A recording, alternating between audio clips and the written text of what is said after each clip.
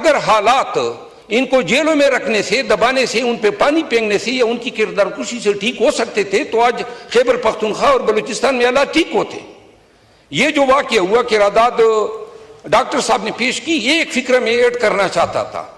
بے شک افواج پاکستان کو خراج تحسین پیش کرے، جو شہید ہیں وہ ہمارے سروں کے تاج ہیں، لیکن یہ ہر وقت کے اعداد ہی پیش کرتے رہیں گے، مذمت ہی کرتے رہیں گے۔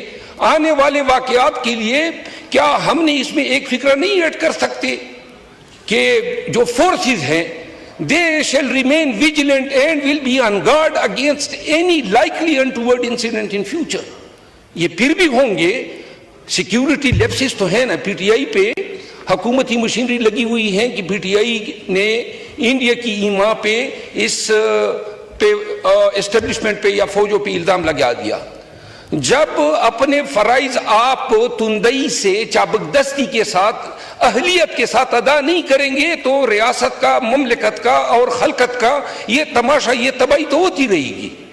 جب جس دن بازئی کے گھر پہ چھاپا، وہ درست بات ہے نا، اسی دن یہ ٹرین کا حادثہ بھی ہوا، تو لہذا اپنے پریارٹیز کا تو تعین کیا ہی نہیں ہے۔ ہم نے تو ایجنسیوں کو، سیاستدانوں کے پیچھے ڈالا ہوا ہے۔ جب ہمارا دور تھا تو آپ کے پیچھے لگے تھے، اور جب آپ کا دور ہے تو ہماری پیچھے لگے ہوئے ہیں۔ جب باجوہ جو ابھی بات ہو رہی تھی اور اتنی بڑی قانون کی حکمرانی کی باتیں ہو رہی ہے، یہ باجوہ کس خوشی میں آزاد پھر رہا ہے؟ کوئی خوشی، یعنی کتنے جرائم اس شخص نے کیے ہیں۔ آپ لوگوں کو جو ہے فیض کے ذریعے انہوں نے سیلوں میں ڈلوایا، اغوا کیا، اور آپ نے تھے نا کشمیر کا سودا اس شخص نے کیا، پی ٹی آئی کے پیٹ میں خنجر اس نے گھونپا، لیکن فارمر آرمی چیف ہے تو پورا ایوان جو ہے وہ کچھ نہیں کر سکتا ہے۔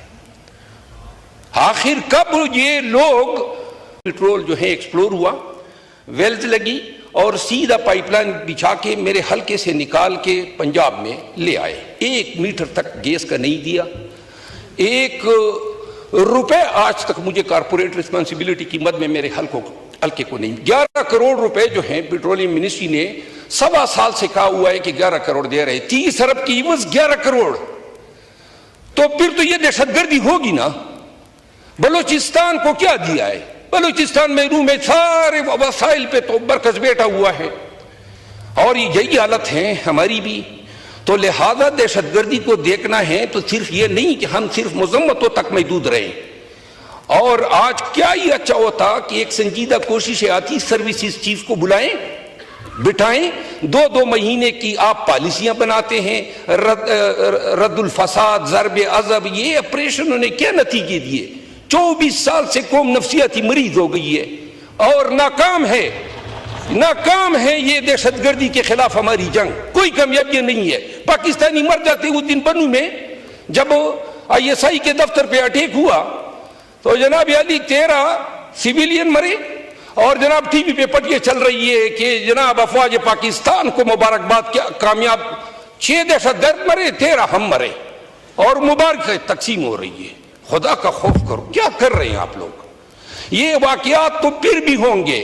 آج وزیر اعظم صاحب گئے بلوچستان اور آرمی چیف صاحب بھی گئے ساتھ میں، تو یہ واقعات ہونے کے بعد ہمیں یاد آ جاتا ہے کہ ہم نے کوئی رول ادا کرنا ہے۔ آئندہ کے لیے کوئی روڈ میپ ہے ہمارے پاس؟ بھائی تھے قوم دہشت گردی کے خلاف لڑائی کے لیے کوئی بتا سکتا ہے کیا اسٹریٹجی ہماری؟ 2 ماہ 3 ماہ ہماری اسٹریٹجی ہوتی ہے، پھر تبدیل ہو جاتی ہے۔ ایک اسٹیبلشمنٹ آتی ہے طالبان کو مارنا ہے، دوسری کہتی ہے لانا ہے، تیسری کہتی ہے چھڑانا ہے۔ یہ کیا ڈرامہ ہے؟ 10 سال کی کوئی پالیسی ہے ہمارے پاس؟ ایک دفعہ دہشت گردی کو نو کہہ دو، 10 سال کے لیے نو کر دو۔ کبھی ہمارے گڈ طالبان بن جاتے ہیں، کبھی ہمارے بیڈ طالبان بن جاتے ہیں۔ یہ کون سی پالیسیاں سے ہم ریاست کو چلا رہے ہیں؟ پاکستان کے عوام کو اپنے اداروں کی ان پہ در پہ ناکامیوں کی وجہ سے نفرت سی ہونے لگی ہے۔ ہم پاکستان کے بچوں کو اپنی ان کی زندگی کی گارنٹی دے سکتے ہیں؟ ہمارے APS کا ایک ثانیہ تو نہیں ہے۔ آئے دن میرا اپنا باپ شہید ہوئے ہیں دہشت گردوں کے ہاتھوں، میرے خاندان، میرے قبیلے کی 142 لاشیں میں نے اٹھائی ہے، اور یہ لوگ جو ہیں آئے دن ہمیں ٹرک کی بتی کے پیچھے لگاتے ہیں کہ دہشت گردی کے جنگ میں ہم نے ایسے تیر مارے. کوئی تیر نہیں مارے. 7 لاکھ فوج ہیں, 10,000 طالبان ہیں, پھر کیوں کامیاب نہیں ہو رہے ہیں؟ کوئی فرشتے نازل ہوں گے, دعاؤں پہ ملک کو چلا رہے ہیں, دعا کرتے ہیں پاکستان سلامت رہے. اور جنہوں نے ہتھیار اٹھائے ہوئے ہیں بلوچستان میں, وہ ان میں سے بہت سے نوجوان تو ایسے ہیں نا, وہ کہہ رہے ہیں کہ ہمیں ہمارے گمشدہ افراد کی کم از کم لاشیں یا ہڈیاں تو دے. نہیں, ہم ایک طرف مذمت کرتے ہیں, یہ نہیں کہتے ہیں جہاں ہماری غلطیاں ہیں. تو لہذا میں وزیر دفاع صاحب سے دست عرض کرتا ہوں, اگر آپ نے دہشت گردی کی جنگ لڑنی ہے تو ان سے پوچھو جنہوں نے اس کی قیمت ادا کی ہے.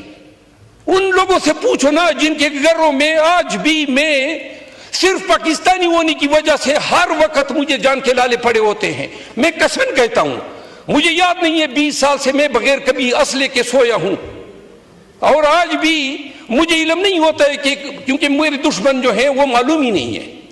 اور ہم نعرے لگاتے ہیں ہم نے یہ تیر مارا وہ تیر مارا. خدا رسول کی خاطر بلائیں ان آرمی کے افسران کو, سروسز چیفز کو, اور ان کو کٹہرے میں کھڑا کریں, ان کو بتائیں قوم تنگ آ گئی ہے. یہ لوگ شہید ہوئے ہیں نا اس دہشت گرد, اس تمام کے ورثاء کی جانب سے میں ایک سوال اس ریاست پاکستان سے کرنا چاہتا ہوں.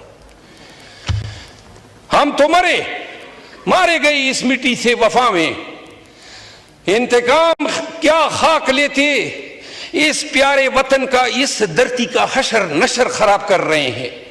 جب تک فوج تمام پاکستانیوں کو اپنے پیچھے نہیں کھڑا کرے گی, یہ جنگ اگر فوج نے جیتنی ہوتی تو جیت چکے ہوتے. جب تک پاکستانی اس کے پیچھے کھڑے نہیں ہوں گے, اور جب تک یہ جنگ پاکستانیوں کی, یہ بھی وہ بنا رہے ہیں چائنا کے تعلقات, یہ آپ کا کام ہے. یہ اختیارات آپ نے ایکسرسائز کرنے ہیں قوم اور ملک کے مفاد میں.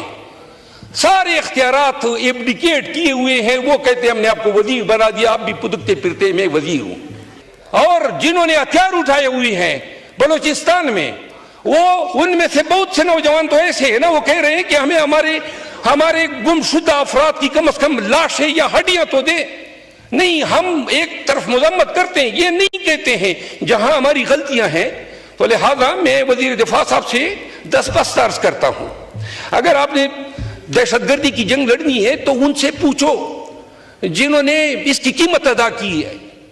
ان لوگوں سے پوچھو نا جن کے گھروں میں آج بھی میں صرف پاکستانی ہونے کی وجہ سے ہر وقت مجھے جان کے لالے پڑے ہوتے ہیں. میں قسم کہتا ہوں, مجھے یاد نہیں ہے 20 سال سے میں بغیر کبھی اسلحے کے سویا ہوں, اور آج بھی مجھے علم نہیں ہوتا ہے کہ کیونکہ میرے دشمن جو ہیں وہ معلوم ہی نہیں ہے. اور ہم نعرے لگاتے ہیں ہم نے یہ تیر مارا وہ تیر مارا. خدا رسول کی خاطر بلائیں ان آرمی کے افسران کو, سروسز چیفز کو, اور ان کو کٹہرے میں کھڑا کریں, ان کو بتائیں قوم تنگ آ گئی ہے.